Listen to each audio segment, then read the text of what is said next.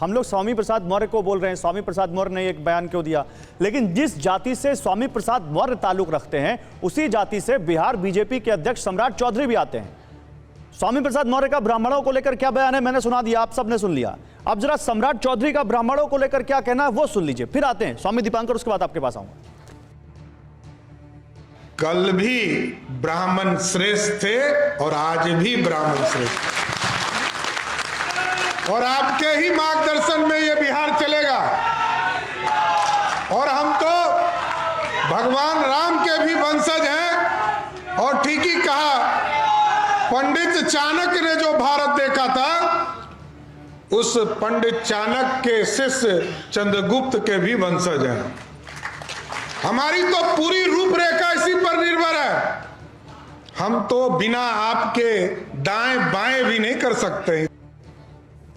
तो वारिस पठान, अब सवाल यहीं पर है कि क्या इसके कोर में पॉलिटिक्स है? एक ही जाति से आने वाले दो नेता, जल्दी से अपनी बात पूरी करिएगा। एक ब्राह्मणों को बता रहा है हिंदू धर्म को लेकर उन्होंने वहां पर सब कुछ रचा, और एक कह रहा है ब्राह्मण श्रेष्ठ हैं। जल्दी से स्वामी प्रसाद मौर्य को लेकर वारिस पठान।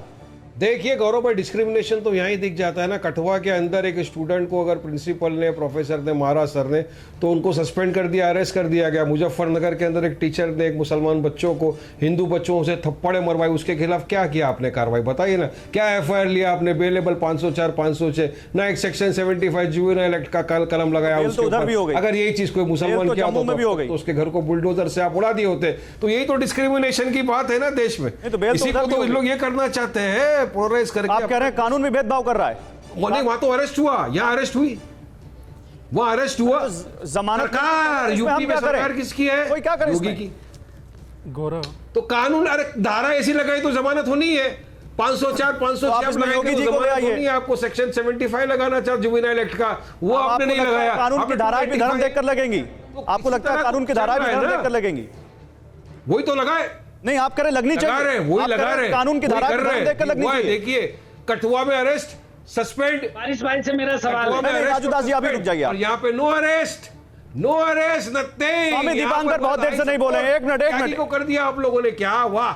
आप तो वकील हैं वारिस भाई, आपको तो पता है, आपको तो पता है देश का कानून और क्रिमिनल कानून कम से कम किसी भी धर्म और जाति के लिए एक ही है। क्रिमिनल कानून की तो स्वामी दीपांकर बहुत देर से बोल रहा हूं। स्वामी दीपांकर से एक छोटा सा सवाल, स्वामी दीपांकर जातियों को लेकर अभियान चला रहे हैं, सेक्शन 75 जुवेनाइल एक्ट। चलिए अब ये उस पर जब बहस करता मैं तो आपकी इस बात को बहुत डिटेल में बात करता हूं। जहर भरा हुआ है वारिस भाई, ये पॉलिटिक्स से ज्यादा लीगल इशू है, आप याचिका दायर कर सकते हैं। मैं तो दीपांकर जी से एक सवाल लेना चाहता हूं, क्योंकि वो जातियों को इकट्ठा करने की कोशिश कर रहे हैं। अब सब दीपांकर, मुझे बताइए, क्या इस देश में जाति विहीन पॉलिटिक्स संभव है?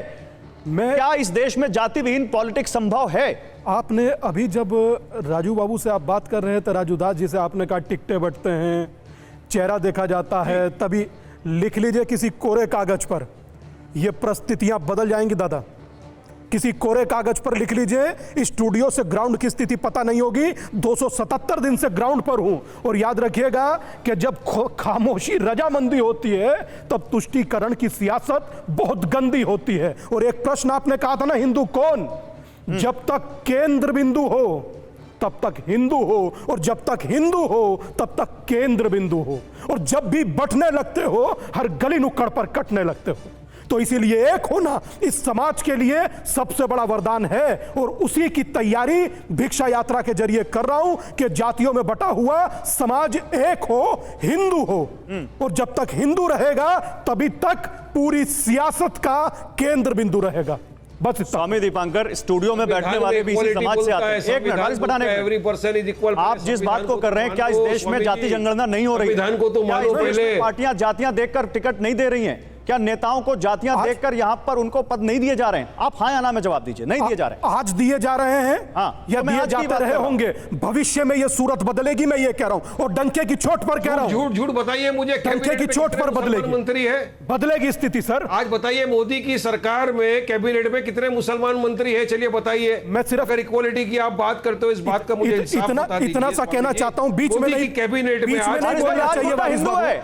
वारिस भाई, आज मुद्दा मुस्लिम नहीं, आज मुद्दा हिंदू है। आप मुस्लिमों का ही मुद्दा उठाते हैं, आप हिंदुओं की बात कभी कर लेंगे तो कोई बुरा थोड़ी ना हो जाएगा। आज तो हिंदुओं पे बोलना है, बोलिए हिंदू पर। मैं मेरे दलित भाई का भी मुद्दा उठाता हूँ, मैं मेरे क्रिश्चियन भाई का भी मुद्दा कहाँ उठा उठाता रहे हैं हूँ, आप? मैं सबके मुद्दे उठाता कहाँ हूँ, उठा उनके रहे हैं? मुद्दे उठाता हूँ। कहाँ जिनके उठा ऊपर रहे हैं? ये बीजेपी आरएसएस ने इतने एक बार नहीं बोला आपने, इस पूरी डिबेट में केवल मुस्लिम मुस्लिम किया आपने, एक बार नहीं बोला आपने, लड़ते हैं। एक बार नहीं बोला आपने, एक बार दलित भाई का भी बोल रहा हूँ की बात नहीं की आपने। अहमदनगर के अंदर हमारे 4 दलित बच्चों को उठा के जो मारा, मैं तो उनके लिए भी बोल रहा हूँ कि जिसने भी मारा उसके खिलाफ सख्त कार्रवाई की जाए और सजा दी जाए।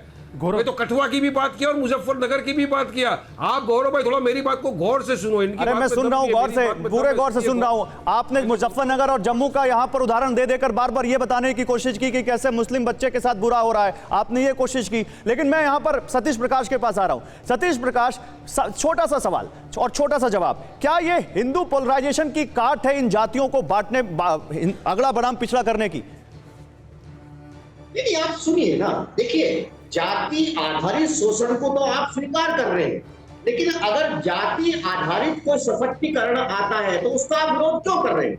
अभी आपने एक बिहार के एक व्यक्ति का वीडियो चला करके क्या मैसेज देना चाहते हैं? मैं ऐसी किसी भी व्यवस्था को जो किसी व्यक्ति विशेष को, किसी जाति विशेष को श्रेष्ठ, ये बात आपने तब नहीं कही थी जब हमने स्वामी प्रसाद मौर्य का वीडियो चलाया था, तब आपने ये बात नहीं कही थी। आप मेरी बात को सुनिए।